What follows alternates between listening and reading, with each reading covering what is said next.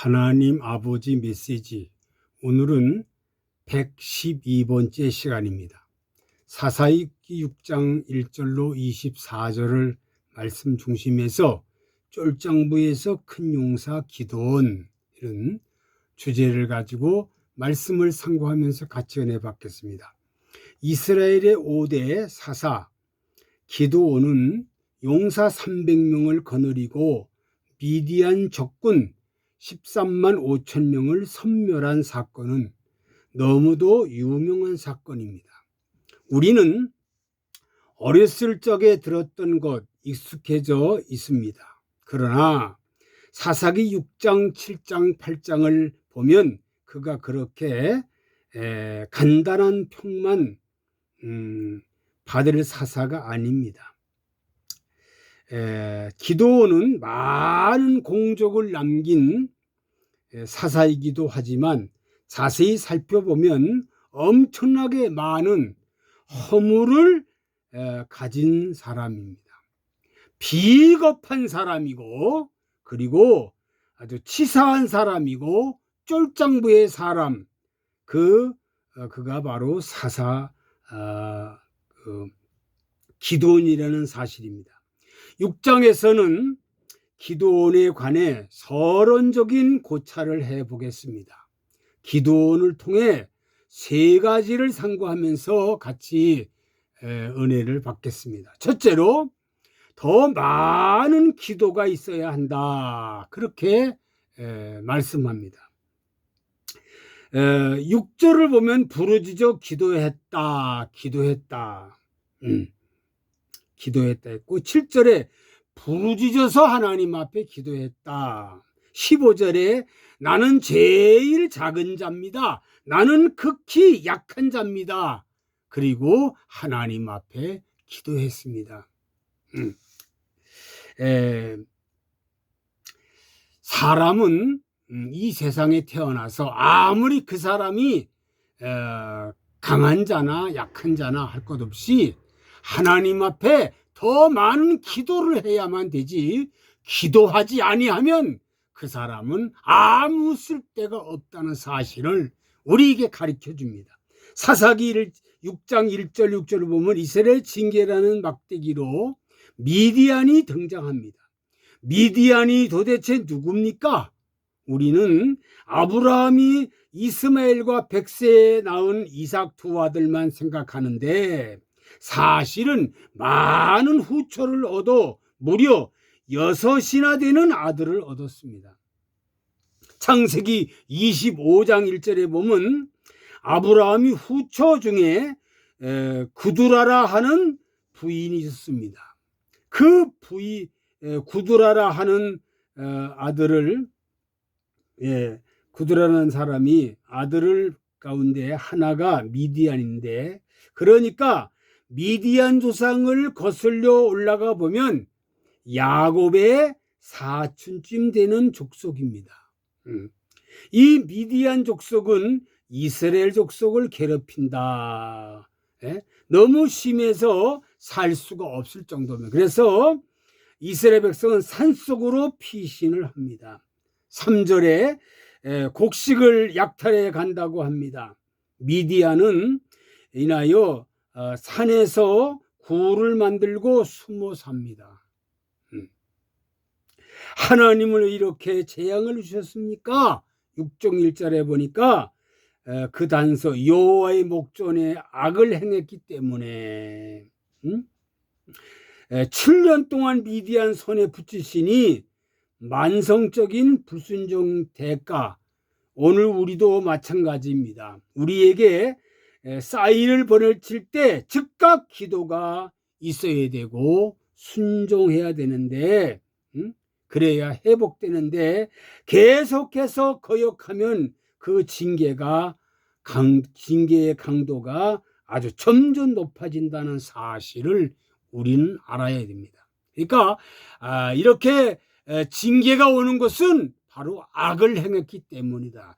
기도해야 할 사람이 기도하지 않았기 때문이고, 하나님께 순종할 사람이 순종하지 않았을 때 이렇게 재앙이 오고 징계가 온다는 사실을 우리는 명심해야 됩니다.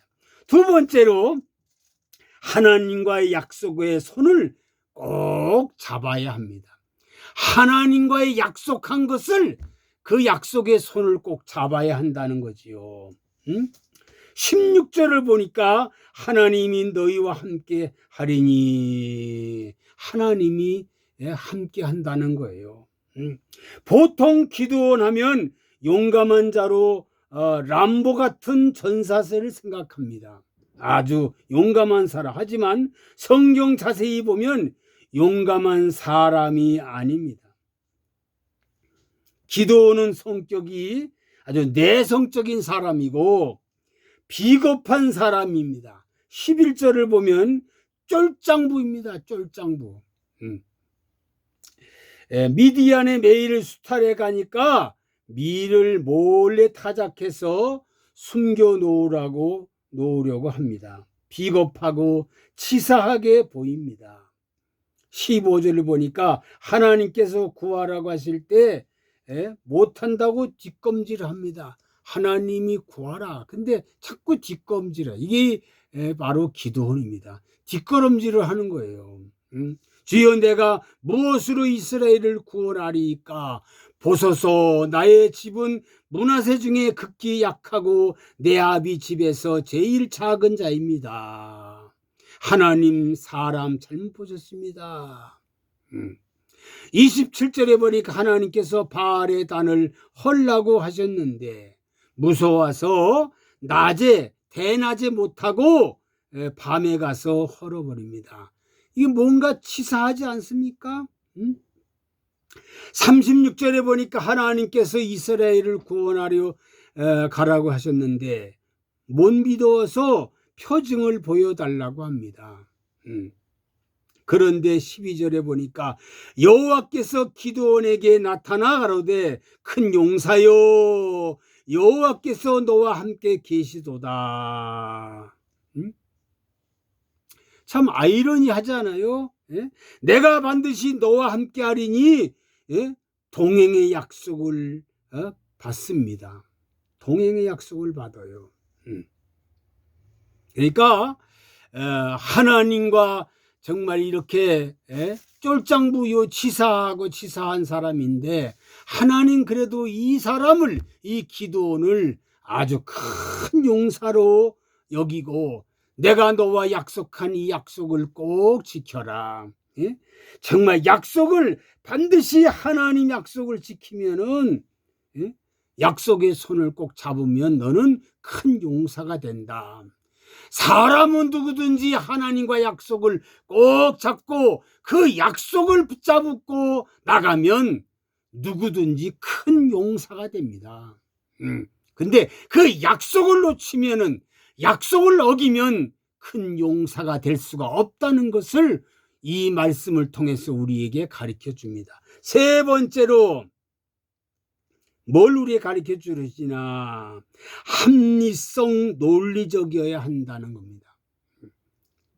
합리성을 가지고 논리적이어야 한다는 거지요. 24절에 보니까 안심하라 두려워 말라. 기드온이 합리성 그의 차분한 추리력에 정말로 감탄하게 됩니다. 17절을 보면 기드온이 그에게 대답하되 내가 주께 은혜를 얻어 싸우니 나와 말씀하시니가 주 되시는 표징을 내게 보이소서. 뭘 표징을 보여달라고 하지요. 그는 내성적인 사람이고 좀 점스럽기도 하지만 철두철미하게 합리성을 가지고 있고 인내와 정말로 상당히 논리적인 사람이라는 거. 합리성이 결여된 종교는 맹신이지 기독교가 아닙니다. 기독교는 합리성이 있어야지 합리성이 결여된 종교는 맹신이고 기독교가 아니라는 거. 우리가 정말로 붙들어야 할 최고의 기준은 말씀이기에 모든 설교도 말씀에 비추어 보아야 합니다. 말씀에 비춰봐야 되는 거예요. 예? 진짜 하나님의 음성인지 아닌지 검증해야 됩니다. 하나님이 정말 말씀의 뜻인지 검증을 해봐야지 무조건 따라가는 것은 안 된다는 거죠. 그저 덜렁거리는 사람은 주도적으로 사용하신 적이 없습니다. 하나님은 덜렁거리는 사람을 그냥 쓴 사람이 없어요. 이런 사람은 거의 불 붙이는 사역이고 마지막 완성은 꼼꼼하고 내성적인 사람을 통해서 마무리한다는 사실을 여기서 우리에게 가르쳐 주고 있습니다. 예수님의 12제자 중에 대표되는 제자가 베드로와 요한입니다. 근데 베드로 요한인데 베드로는 다혈질 그래서 불의 역사를 이루고 요한이는 내성적인 깐깐하고 아주 꼼꼼한 마무리 역사를 하고 맙니다. 그래서 베드로는 초림주의 역사로 시작을 하고 사도 요한이는 재림주 역사를 마무리한다고 요한복음, 요한 1서, 2서, 3서, 요한계시록을 반모섬에서 계시를 받아서 마지막에 마무리하는 것을 요한에게 다 보여주었습니다. 종교개혁을 불을 붙인 사람은 마틴 루터입니다. 이건 부인할 수 없지요. 루터는 다혈질적인 사람입니다. 종교개혁의 완성한 사람은 존 칼뱅입니다. 그는 대단히 꼼꼼하고 내성적이며 깐깐한 성격의 소유자라는 사실을 우리는 잘 압니다. 어둠컴컴한 방 구석에서 박혀가지고 방대한 기독교 신학의 대계를 잡을 만큼 치밀한 사람입니다. 예? 정말로 이 프로테스탄트 개신교의 아주 선구자로 칼뱅을 하나님이 세워줬다는 사실, 이분이 이렇게 깐깐하게 정말 기독교 교회의 모든 도리, 신학의 모든 신학, 그리고 모든 우리 성도들이 걸어갈 길에 대해서 아주 정확하게 말씀을 해주셨다는 사실을 우리는 잘 알고 있습니다. 우리는 정말로 믿음도 논리성 치밀함이 있어야 합니다. 그래야 미혹을 받지 않습니다. 치밀함이 있어야 되고, 그리고 정말 믿음도 논리성이 있어야 미혹을 받지 않습니다. 마지막 때는 어마어마한 미혹이 있다고 했습니다. 예수님도 마태복음 25장에 제일 첫 번째가 사람의 미혹받지 않기를 조심해라. 미혹의 시대가 온다는 거지. 요한계시록에도 사도 요한이가 계시하기를 미혹받는 사람들이 많아서 다 함정에 빠지고 만다. 우리의 사는 요즘 어마어마한 미혹의 성경을 들고 나옵니다. 전부 미혹하는 사람이 성경책까지 나와요. 성경책까지 나와요. 모든 이 기독교의 그 역사하는 것을 보면 전부 성경 가지고 나와요. 성경 가지고 미혹을 합니다. 말세를 당했다 해서 수많은 사람들이 미혹을 하고 있다는 사실을 우리는 알아야 합니다. 기도는 많은 허물이 있는 사람입니다. 비겁한 사람입니다. 쫄짱부합니다. 치사한 사람입니다. 작은 자입니다. 그가 큰 용사가 된 것은 하나님 앞에 기도했기 때문이라는 사실을 우리에게 가르쳐 줍니다. 기도하는 사람이면은 아무리 쫄짱부라 하더라도, 비겁한 사람이라도, 허물이 좀 있다 하더라도, 좀 치사하다 하더라도, 기도하는 사람은 하나님이 깨달아서 정말 큰 용사가 된다는 사실. 두 번째로 약속의 손을 꼭 잡습니다. 하나님의 손을, 주님의 손을 놓치지 않습니다. 주님의 손을 놓치면은 그 사람은 함정에 빠지고 맙니다. 주님의 손을 놓치지 않는 사람. 세 번째로 합리성 논리에 정말 논리적이어야 큰 용사가 됩니다. 합리성 논리적이어야 큰 용사가 된다는 사실을 알고, 사랑하는 성도 여러분, 사랑하는 모든 백성들이요, 사랑하는 모든 교계 지도자들이요, 쫄장부에서 큰 용사 기드온 사사가 된 것은 바로 기도하는 사람이기 때문에 용사가 됐다는 걸 명심하고, 우리가 이 시대에 기도하는 사람들이 되기 바랍니다. 기도하는 사람, 기도하는 가정, 기도하는 교회, 기도하는 공동체가 돼야지, 기도하지 않으면 아무 소용이 없습니다. 요즘에 코로나라고 해서 모이질 않는 이런 시대가 됐으니까 기도하는 사람들이 점점 정말로 기도하지 않는 사람이 많게 됩니다. 하나님의 손을 잡아야 되는데 하나님의 손을 놓치고 맙니다. 그리고 합리성 논리적이 되는데 논리가 없습니다. 합리성이 없습니다. 그냥 무조건 좋은 말하면 따라가고 아무나 따라가는 이런 사람이 되면 그 사람은 미혹받아서 함정에 빠진다는 것을 명심하고, 함정에 빠지지 않는 하나님의 참 종들이 되기를 간절히 소원합니다. 아버지 하나님, 오늘 쫄장부에서 큰 용사 사사 기드온 된 것을 말씀을 상고하면서 많은 도전을 받았습니다.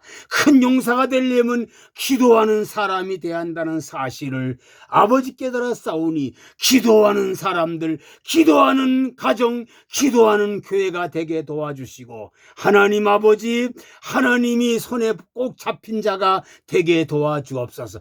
하나님의 손에 꼭 잡혀야 되지, 하나님의 손에 잡히지 않으면 큰 용사가 될 수가 없다는 사실, 그리고 합리성이 있어야 되고 논리적이라야 하나님 아버지 정말로 하나님의 큰 용사가 되지, 합리성이 없고 아버지 하나님의 정말 논리적이 없으면 그 사람은 아버지 미혹의 사람이 된다는 사실을 오늘 가르쳐 줬사오니, 미혹받지 않고 끝까지 예수 그리스도의 아버지 사람이 되어 날마다 주님의 뒤만 따라가게 도와주시고, 하나님 말씀 믿고 말씀에만 순종하고 살아가게 도와주세요. 예수 그리스도의 이름으로 기도하옵나이다.